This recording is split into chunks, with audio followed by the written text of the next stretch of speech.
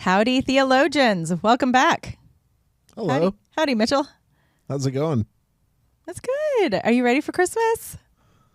No. I still have to write a Christmas Eve sermon. Oh, yeah. Get on that. Yeah. Yeah, because it's like next week. I can't believe we talked about Will Ferrell last episode, and we even talk about the best Christmas movie of all time. I was going to say, if you can get in the Christmas spirit, you need to be ready for Christmas. You obviously have to watch the movie Elf. No doubt. We watched A Christmas Story growing up. Yeah. And it became a tradition, it was sort of painful there at the end because we would be like, oh my God, this is like the this again time we're watching this. But now it's become Elf in our house, and it's the best. It is. I love that movie so much. It's so good. It is really good. Well, we're not talking about the incarnation, are we? No, but I think we're talking about something that is also a theme in Elf. Which is believing in Santa. Which is having hope in something that you can't see or that doesn't exist yet. Which is the definition of hope. That is the definition of hope. We are talking about hope today, and I cannot think about hope without thinking about Shawshank Redemption. Oh, I know. Dear Red, if you're reading this, you've gotten out. And if you've come this far, maybe you're willing to come a little further. You remember the name of the town, don't you? You remember the name? Say what's in there. Kind of want to go there, don't you? I could use a good man to help me get my project on wheels. I'll keep an eye out for you, and the chessboard ready. Remember, Red, hope is a good thing, maybe the best of things, and no good thing ever dies.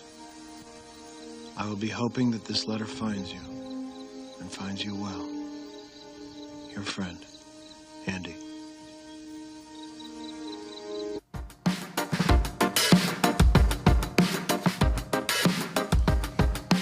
I don't want a fake fix. I just want the real thing. I don't want a fake fix. Top 5 movie of all time? Pretty close. I love it. I mean, TBS and TNT have had to make a killing off of it. It's so good. It is good. It is good. And I love the juxtaposition there, right? Because earlier in the movie, Andy is talking about hope, and Red's like, hope is a dangerous thing. And then like it comes full circle, and it's beautiful. Yeah. Are you feeling hopeful right now? I think I'm always hopeful. Really? Yeah, I'm an gosh. optimist. So I'm like always hopeful. I'm always hoping for the good thing to come about, you know? That is a very positive way to view the world right now. I mean, I think you have to be.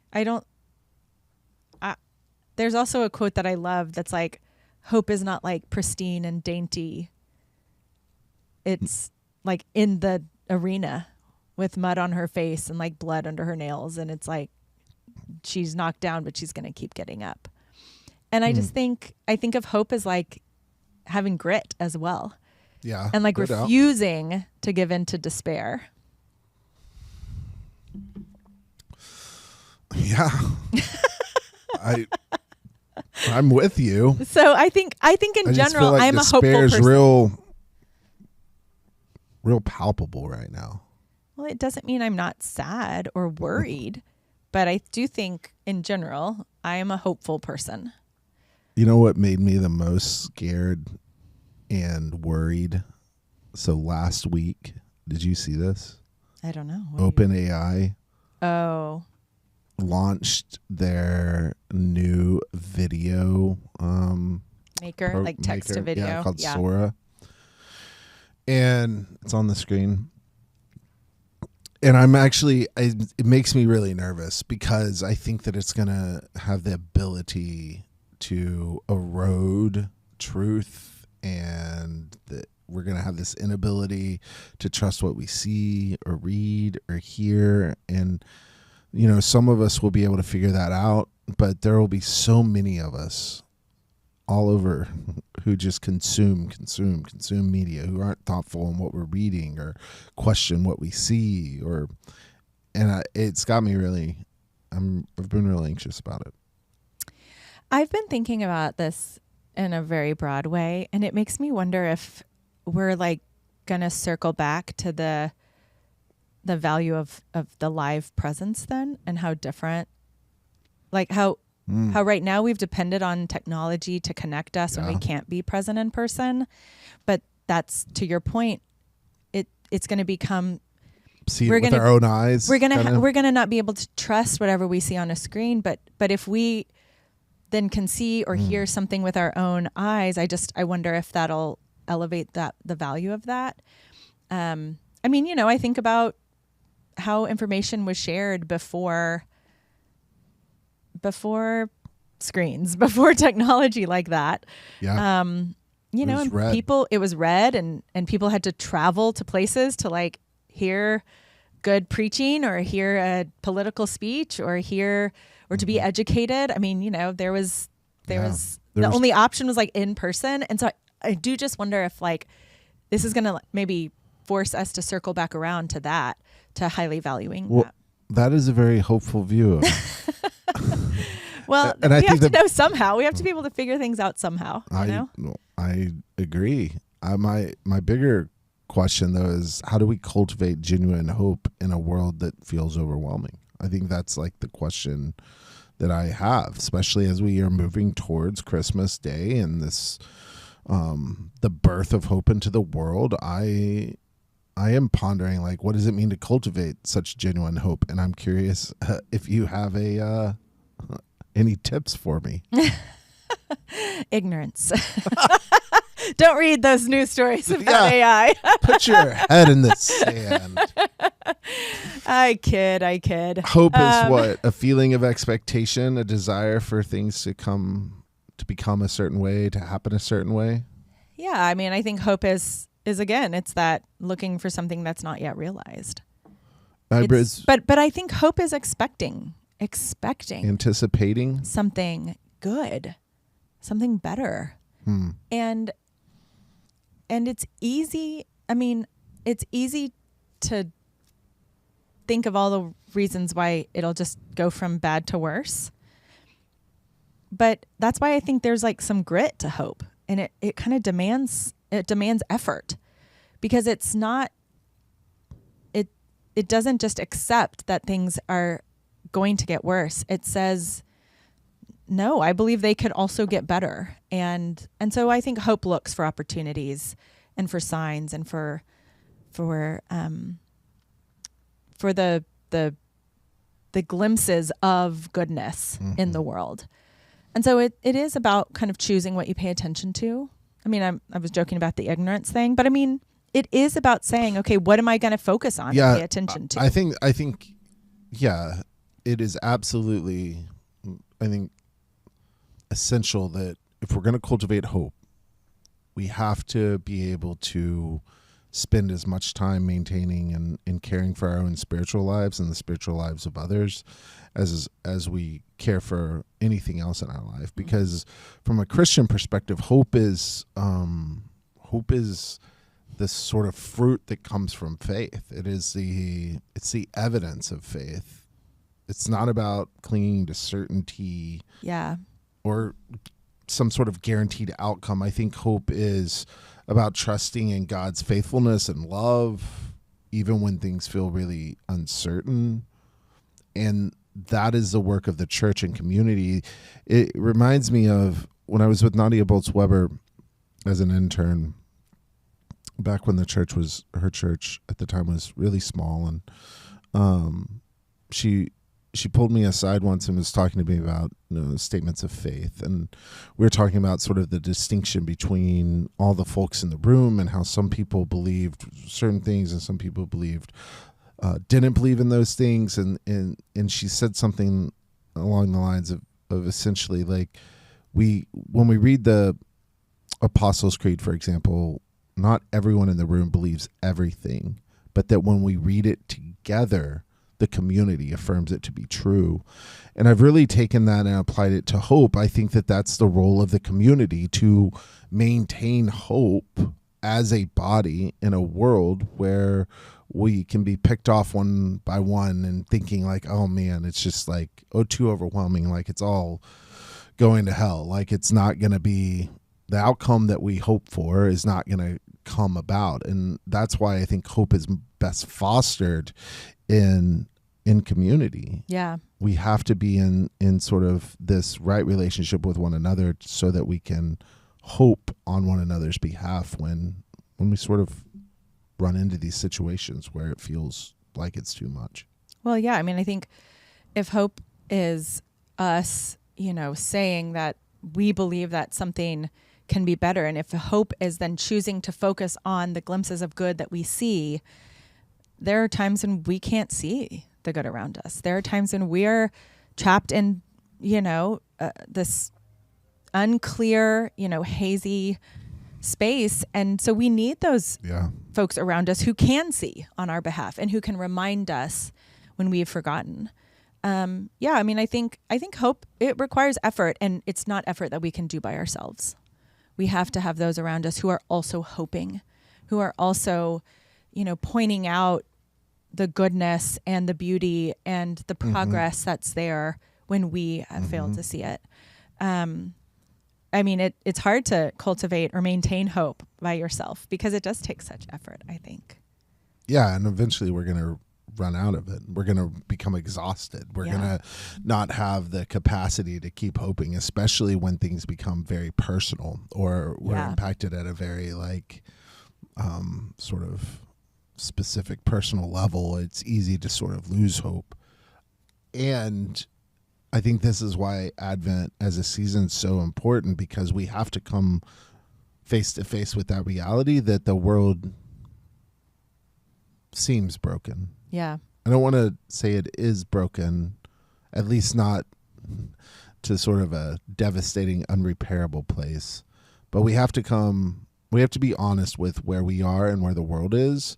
Otherwise, hope is fleeting like happiness. Like we have to have this, set this sort of baseline and say like, okay, things are bad, and yet God is doing something to redeem all of that. And Advent gives us, I think, the space to be able to say like, oh, things aren't perfect. Yeah. And this is why God chooses to show up. God doesn't wait for everything to be perfect. God doesn't wait for everything to be clean, right? God enters into the world to pull us towards that reality we're hoping for. Yeah. And it is like feeling like we're getting closer and closer then, that we're not just stagnant, we're not just sitting where we are, but when we celebrate, when we kind of move through Advent, that sense of like only, one more week until Christmas, like lighting the Advent candles, like, oh, we're getting closer. I mean, it's a reminder that there is movement, that there is progress, that we do know ultimately what will occur. Yeah. And I think, as Christians, whether we celebrate at Advent kind of the birth of Jesus that we know is going to happen and that we're going to celebrate, but it's also, we're celebrating the promise of God's like full reign, where earth is as it is in heaven. And, there is no more death and dying. And, there is this sense of fullness and completion with all of creation. And we finally see in a, clearly and not in a mirror dimly. Like, I mean, we believe that is going to happen. And so we don't hope in vain either. We don't just hope for something, random that is like impossible. We actually hope for what we believe God has promised. And we know and can have assurance that will occur. And that's also what we celebrate in Advent, that like the fully realized like love and reign of God. I mean, that is coming. And we might not know exactly when or how, but we're getting closer, we're making progress. And I think that is also where I have hope. Yeah.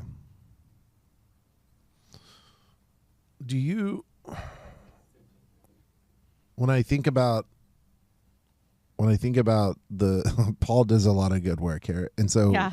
I'm thinking about, this idea of seeing into a mirror dimly. Do you think that process, do we see more clearly as we move on this journey, right? Because if hope is a journey and maintaining it as a journey and trusting that the world is becoming more and more like heaven, like earth is becoming more and more like heaven, do you think that we become comfortable with dimly seeing, or do you think that we begin to see more clearly? I mean, I guess it's probably a little bit of the same. I mean, it's a little bit of both is what I mean. It's the same either way, right? Like, I think there are probably times, and those of us who become just comfortable seeing dimly, and we like, we're used to the hazy fuzziness, if you will. Mm-hmm. And we think that's sufficient. We don't want to try any harder. And then I think there are times and moments where we actually, like, things start to come more into focus. I mean, have you ever looked through binoculars? Okay, I have, because Neil's a birder. Birding. Yep, he loves looking at birds. So we're like hiking, and I look up, and he's like, look at that tree, 50 yards behind me, just standing still, looking at something through his binoculars. So then I get like extra hikes in, because I have to like walk back to where he is. But tripling his steps. Because exactly. But and then he'll be like, "Oh, look at this bird." So hand you binoculars, and I have to look, and I guess our eyes are slightly different. So whenever he hands me binoculars, like, adjust them. I have to adjust them. And there's that moment where it's like, it's so fuzzy. And then as you like turn the dial, you can like tell it's just getting clear. And then there's like that moment where it's like perfectly clear. And then if you go too far, it gets fuzzy again. But like, you can just, that anticipation of like it finally coming into focus. That's like a great feeling. And I just think there are times when because of our spiritual practices, or because, we are paying attention to the way that God is present with us now. Like, there are moments when it starts getting clearer. Well, and I think, yes, I agree with that. I think, though, to affirm what you said earlier, hope takes grit, and it is no longer hope if it's crystal clear, right? Because Paul talks about this in Romans 8. We've got that on the slide. Mm-hmm. For in hope we are saved, Paul says. Now, hope that is seen, that's not hope. Mm-hmm. For who hopes for what one already sees? But if we hope for what we do not see, we wait for it with patience. There is this sort of threshold that we cross from hoping to realization, or hoping to our expectations being fulfilled. The challenge with hope is it seems like it's you're running on in a hamster wheel, just constantly hoping for it to get better. And I think that's what Red's talking about when he talks about it. It's dangerous, right? Right, Hope is dangerous because it is an illusion. It's not going to get better. Yeah, but hope, and then you will ultimately be let down. Right. I hear that. But I'm going to say that I think hope it requires us to see beyond our current realities. Exactly. Yeah. So like hope demands, I mean, we can't hope if we can't imagine that things could be better. So right. We only are trapped. Well, we're trapped by our current realities. We're trapped in this hamster wheel unless we can imagine that things are better or will be better than they currently are. And if we can see beyond where we are presently and see to the good and see the possibility of goodness, then hope is, it's not realized, but we can have vision, right? We have a vision of what it could be. And that's what leads us onward. So it's not hamster wheel, it's progress, right? It's not hamster wheel, it's a journey to, I actually forgot the name of the town right now. It's a journey to whatever that town is. Oh, in Mexico? Yeah, where he's like, do you remember the name of the town? And I did remember it, and now I've forgotten it because I keep wanting to say Puerto Vallarta, which is not right. No, it's not. Anyway, I can't remember what it's called, but Cancun. Sure, it's the Zihuatanejo. Thank you. It's the it's not a hamster wheel. It's a journey to a place. Yeah. And that might have ups and downs, and that might have moments of unclarity, but you still sometimes know you where have to you're go going. backwards though to grab And the sometimes binoculars, you have to right? go backwards. And I think that's the challenge of, this year just feels like we took a big step back. Yeah, I get that. And A lot. I get that.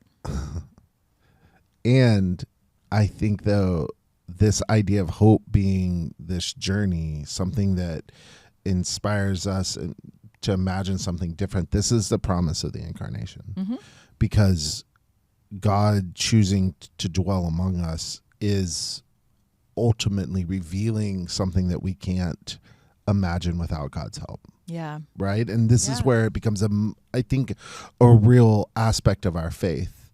Not to say that faith is burying our heads in the sand and just trying to ignore the brokenness that we see in the world or that's even within ourselves. I think it really has a lot to do with having enough faith, just even if it's the size of a mustard seed, that sparks an imagination of something that is not yet here. And faith requires, or hope requires this sort of faith, this ongoing faith that God is ultimately working to make all things right.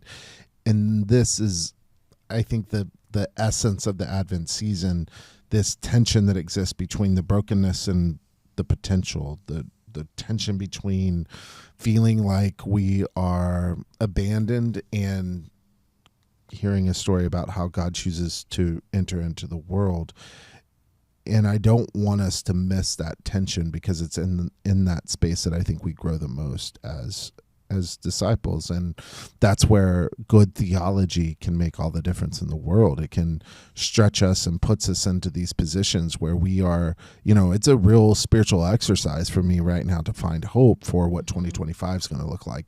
Like, it actually requires something of me. It's not just me talking about it or recording a podcast about it or writing a sermon about it, but like when I wake up in the morning, I have to actually do the spiritual work of maintaining hope. Yeah. Because it's not going to be done for me. And certainly the world can't produce the type of hope that we need. And so Advent, I think, is this awesome opportunity that we clutter up all the time with all the stuff, and we miss the great opportunity to just sit in the tension and trust that that it will produce enough hope to get us to where we need to go. Yeah. I mean, I think of time a lot when I think of as we're kind of digging into hope, right? And if you think of, I think of several things. We have this kind of statement of like God who was, who is, and who will be. And there's this then sense of the eternal nature, right, of God, and even Jesus, looking specifically at the incarnation, is like Jesus who is like with us in the flesh and blood. But then there's that who will be. And so it's like, we've heard these stories of how God has worked in the world in the past, throughout history, throughout God's people, in our lives. We celebrate kind of the presence of Jesus with us at the birth of Jesus at this time, but we're also always anticipating like the God who will be. And I think of, the Alpha and Omega, and how, God says, I am the Alpha and the Omega, the beginning and the end. And so we're still in the middle of the story. Yeah. It's a long story. It's a long story, maybe, but we're in the middle of it. And exactly. But we know that God will be there at the end as well. Well, and as we look back and celebrate Christ's birth, we also are practicing how we look forward to Christ's return. Yeah. When we're told, right, when we have faith that upon that return, all will be made right. Yeah. And that is the beautiful thing about this season, is we get reassurance from Christ's birth and the story of Christmas, and we practice and get kind of spurred on to carry that with us as we look forward. And that is so needed right now for us as a church. Yeah. And that's okay. It's okay that we need it. And it's and I think it's there, I mean, it's there for us. if we choose it, if we choose to kind of pay attention to it. Well, we'll do it. We're going to have to try, at least. I'm going to try to do it over the next few days. I also, though, like that hope isn't passive. Oh, I don't think active. that hope is passive. No, I agree. I Yeah. agreed with your earlier definition. Was that Barbara Brown Taylor? Maybe. Yeah, I can't or remember. Brene Brown? I think it might be Brene Yeah, Brown. this idea that hope is very active and gets up and keeps getting up regardless of what happens. I think that there's some truth there. And we have an opportunity to really practice that, not only now, but in the weeks and months to come. And the best news of all, maybe this is a good term to say it, as we end for a little break with the Christmas holidays, like the best news is that God is with us and we are not alone.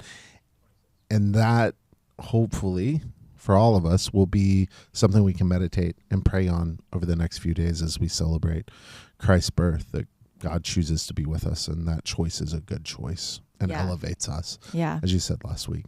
Yeah. Yeah. I mean, hope is, I don't know that hope's the best thing, but I think it's up there. What is better than hope? Well, I think of faith, hope, and love abide, these three, but the greatest of these is love. Oh, okay. Well, I think of that scripture, 1 Corinthians. And the reason I think of that, though, and it is because faith and hope, they're both about things that are unrealized. And yet love is a tangible is a realized yeah. connection, a fully realized, fully realized relationship. Well, maybe we'll get into that after the break. Yeah, there you go. All right. Merry Christmas, Elizabeth. Merry Christmas, Mitchell. Good luck writing your Christmas Eve sermon. Oh, wait, that's you. Oh. Good luck to me. I hope you do well. Tune in. Yeah. Christmas Eve, December 24th at 5:00. That's right. Online or here in person. We'd love to have you. And friends, thanks for listening to Howdy, Theologian. We are a podcast for all who want to better understand Christian theology from a progressive perspective. Elizabeth and I are pastors at First United Methodist Church of Dallas. You can find us worshiping every Sunday in person or online and on Christmas Eve. Follow our church on socials for more awesome content. And make sure that you smash that subscribe button and share this episode with your friends. Take care, friends. We'll see you soon.